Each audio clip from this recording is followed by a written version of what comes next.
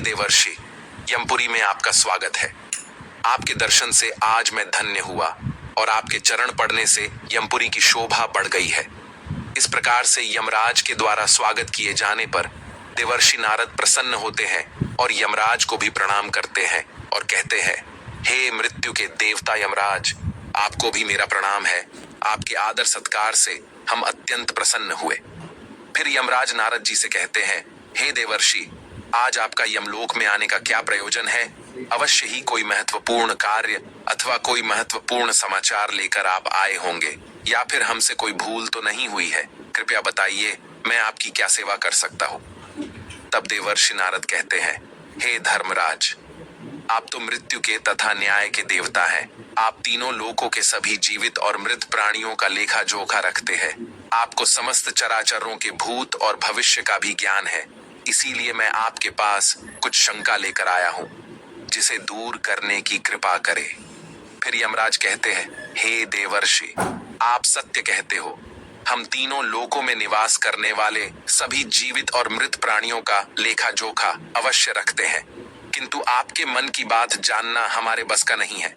आप तो तीनों लोकों की खबर रखते हैं। आप भगवान विष्णु के सबसे प्रिय भक्त हैं। आप समस्त शास्त्रों का भी ज्ञान रखते हैं। किंतु अगर आप मुझसे कुछ जानना चाहते हैं तो मैं अवश्य ही आपकी सहायता करूंगा। हे देवर्षि, आपकी जो भी शंका और प्रश्न है, आप निसंकोच पूछ सकते हैं। मैं अपने सामर्थ्य के अनुसार उनका जवाब देने का प्रयास अवश्य ही करूंगा। देवर्षि नारद कहते हैं, हे यमराज, मैं पृथ्वी लोक का भ्रमण करके आया हूँ।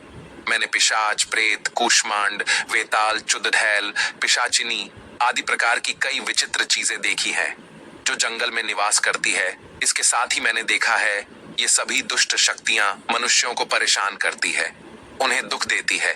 इसका क्या कारण है? ये सभी बुरी शक्तियां मनुष्यों को क्यों परेशान करती है? तथा मेरे मन में अन्य एक प्रश्न है कि मनुष्य कई बार सपने में अपने पूर्वजों को देखता है, तो इसका क्या अर्थ होता है? सपने में मरे हुए लोग दिखाई देने का क्या मतलब है?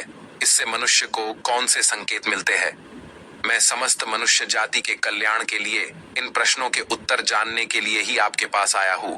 नारद जी के प्रश्न सुनकर यमराज कहते हैं, हे देवर्षि, आपने समस्त मानव जाति के कल्याण के लिए उचित ही प्रश्न किए हैं। मैं आपको इन सभी प्रश्नों के उत्तर अवश्य देता हूँ, किंतु उससे पहले मैं आपको एक अत्यंत पवित्र कथा सुनाता हूँ। इस कथा में आपको सभी प्रश्नों के उत्तर मिल जाएंगे। आप इस कथा को ध्यान से अवश्य सुने। जो भी मनुष्य इस कथा का श्रवण करता है, मैं उसके 32 अपराध माफ करता हूँ।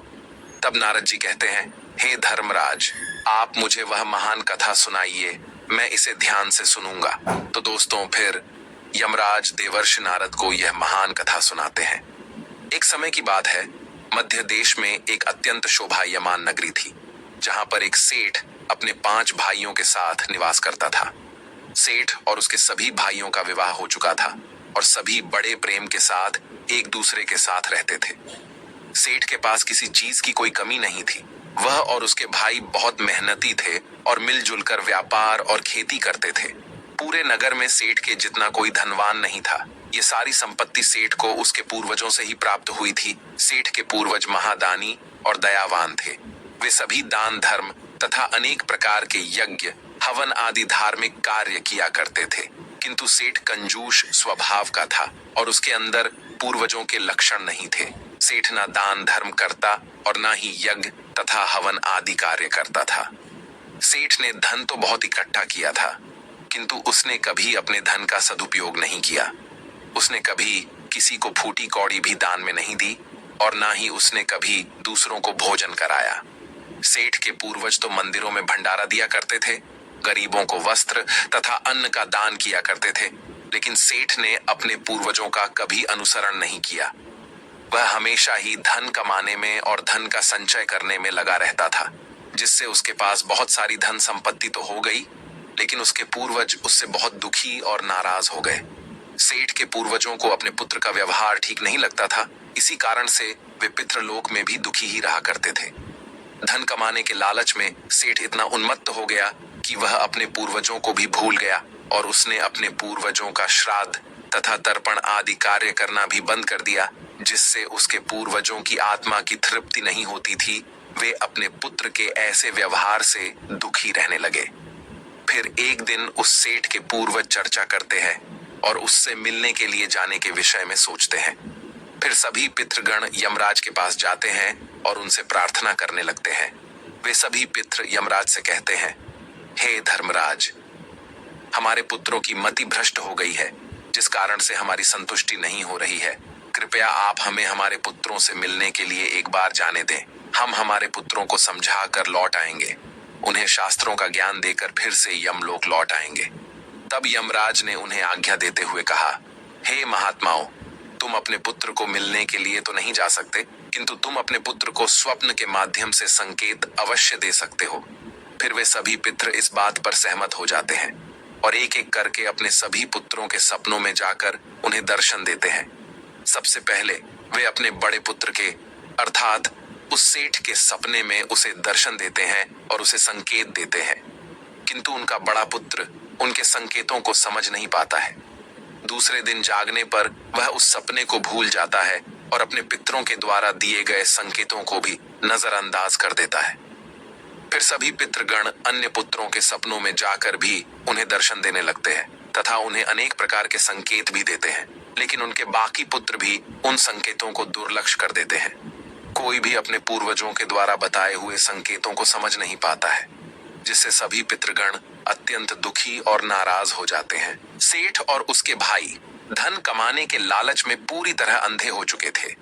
उन्हें पूर्वजों के द्वारा प्राप्त दिव्य संकेतों का महत्व कुछ भी नहीं लगता था, किंतु पितरों के स्वप्न में दर्शन देने के कुछ ही दिनों के बाद उस सेठ को व्यापार में नुकसान उठाना पड़ता है। उसे व्यापार में बहुत ज्यादा घाटा होने लगता है, जिससे उसकी सारी धन संपत्ति नष्ट हो जाती है। सभी भाइयों में वाद विवाद और लड़ाई झगड़े होने लगते हैं। पूर्वजों द्वारा जमा की हुई सारी जमीन जायदाद को वे बेच डालते हैं और पूरी तरह से बर्बाद हो जाते हैं। सभी भाई एक दूसरे से अलग हो जाते हैं और अपना अपना पेट पालने में लग जाते हैं। उधर स्वर्गलोक में पितरों को अपने पुत्रों की ऐसी दुर्गति देखकर बहुत पीड़ा होने लगती है। सभी पितृगण अत्यंत दुखी और उदास हो जाते हैं। फिर से वे सभी यमराज के पास जाते हैं और कहने लगते हैं, हे धर्मराज, हमसे हमारे पुत्रों की ऐसी दुर्गति नहीं देखी जाती है। हमारे द्वारा किए गए सभी पुण्य कर्मों को हमारे पुत्रों ने नष्ट कर डाला है। कृपया आप कुछ ऐसा उपाय करें जिससे हमारे पुत्रों को उनकी भूल का पता चल जाए। फिर यमराज उन पितरों से कहते हैं, हे महात्माओं, तुम्हारी इस व्यथा को मैं समझता हूँ। मैं तुम्हारी अवश्य ही सहायता करूंगा। फिर दोस्तों यमराज एक साधु का रूप धारण करके पृथ्वी पर आते हैं और उन पितरों के पुत्रों को मिलने के लिए जाते हैं। सबसे पहले वे उस सेठ के घर पर जाते हैं तो वह सेठ अत्यंत बीमार पड़ा हुआ होता है। सेठ की पत्नी साधु का स्वागत करती है और दान करने लगती है तो वह साधु कहता है, हे पुत्री, तुम्हारे घर में पितृ दोष है, उसी कारण से तुम्हारे पति की यह दशा हुई है। तुम्हारे पति के कर्मों के कारण उसके पूर्वज रुष्ट हुए हैं। साधु की बात सुनकर सेठ पूछने लगता है, हे साधु, मैंने ऐसा कौन सा पाप किया है जो मेरा सब कुछ बर्बाद हो गया? मेरे भाई भी मुझे छोड़कर चले गए और मैं बीमार पड़ गया। तब वह साधु कहता है, हे पुत्र, तुमने अपने पूर्वजों को नाराज किया है। तुम्हारे पूर्वजों ने जो संपत्ति और पुण्य अर्जित किया था उसे तुमने और तुम्हारे भाइयों ने नष्ट कर दिया। इसी कारण से तुम्हारी यह दुर्गति हुई है। तुम्हारे पूर्वजों ने सपने में आकर तुम्हें कई महत्वपूर्ण संकेत दिए थे, किंतु तुमने उन संकेतों को दुर्लक्ष्य कर दिया और अपने पूर्वजों को अपमानित किया है। यही कारण है कि तुम्हारा सारा वैभव नष्ट हो चुका है। इस प्रकार से उस साधु के द्वारा बताने पर उस सेठ को सब कुछ पता चल जाता है। उसे याद आता है कि उसके सपने में उसके पूर्वजों ने उसे दर्शन दिए थे। वह सेठ उस साधु से कहता है, हे साधु महात्मा, आप सत्य कह रहे हैं। हमारे पूर्वजों ने हमें सपने में दर्शन अवश्य दिए थे, किंतु हम उनके द्वारा दिए गए संकेतों को समझ नहीं पाए। कृपया आप मुझे सपने में पूर्वजों को देखने पर क्या संकेत मिलते हैं, इस बारे में बताइए। फिर वह साधु कहते हैं, हे पुत्र, अब तुम ध्यान से सुनो। मैं तुम्हें सपने में पूर्वज दिखाई देने पर मिलने वाले संकेतों के बारे में बताता हूँ। यमराज कहते हैं, यदि सपने में पूर्वज क्रोधी अवस्था में दिखाई देते हैं तो उस मनुष्य के पूर्वज उसके कार्यों से संतुष्ट नहीं है। वह मनुष्य जो भी कार्य अथवा व्यापार कर रहा है उसे उसमें नुकसान अवश्य उठाना पड़ता है।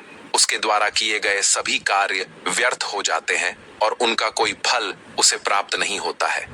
यदि सपने में पूर्वज दिखाई पड़ते हैं और अचानक से अदृश्य हो जाते हैं, तो आने वाले समय में उस मनुष्य पर कोई बड़ा संकट आने वाला है, ऐसा समझना चाहिए।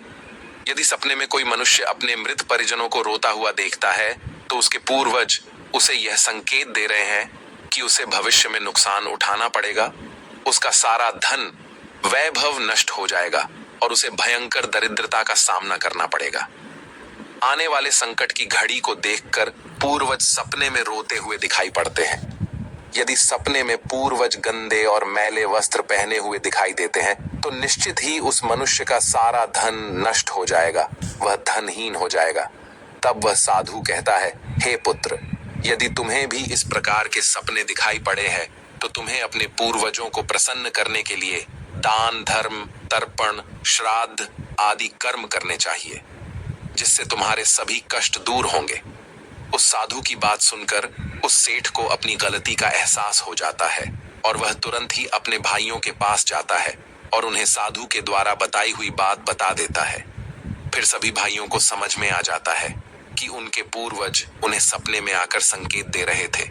फिर वे सभी भाई मिलकर नदी के तट पर जाते हैं और अपने पूर्वजों के लिए श्राद्ध, तर्पण, दान, धर्म आदि कार्य करते हैं और अपने पितरों को संतुष्ट करते हैं। फिर एक दिन उनके पूर्वज उनके सपने में आकर उन्हें दर्शन देते हैं और उन्हें नाना प्रकार के संकेत देते हैं। यमराज नारद जी से कहते हैं, हे देवर्षि, जब मनुष्य के पूर्वज संतुष्ट हो जाते हैं, तब मनुष्यों को अनेक प्रकार के संकेत प्राप्त होते हैं। यदि सपने में मृत परिजन सिर पर हाथ फिराते हुए दिखाई देते हैं, इस सपने का अर्थ यह है कि वे बहुत अधिक प्रसन्न हैं। पूर्वज यह संकेत दे रहे हैं कि उस मनुष्य के जीवन में कुछ बहुत ही अच्छा होने वाला है। यदि पूर्वज मनुष्य की ओर हाथ बढ़ाते हुए दिखाई देते हैं, तो पूर्वज यह संकेत दे रहे हैं कि मनुष्य जो भी काम कर रहे हैं उससे वे संतुष्ट हैं और उसे उस कार्य में अवश्य ही सफलता प्राप्त होगी। यदि सपने में पूर्वज स्वस्थ दिखाई देते हैं, उनके मुखमंडल पर तेज दिखाई देता है और उनके वस्त्र चमकीले और सफेद रंग के होते हैं, तो उन पितरों को मुक्ति मिल चुकी है, ऐसा समझना चाहिए। अगर सपने में पूर्वज दूर आकाश में बादलों पर बैठे हुए दिखाई देते हैं, तो यह शुभ संकेत है। मनुष्य के पूर्वज अत्यंत प्रसन्न है और उसे आशीर्वाद दे रहे हैं। इस प्रकार से उन सभी भाइयों को पूर्वजों के द्वारा शुभ संकेत प्राप्त होते हैं और उनका खोया हुआ सारा धन और संपत्ति उन्हें वापस मिल जाते हैं और सभी भाई मिलजुल कर एक साथ रहने लगते हैं और सुखपूर्वक 100 वर्षों तक जीवन व्यतीत करके दिव्य विमानों में बैठकर पितृलोक चले जाते हैं।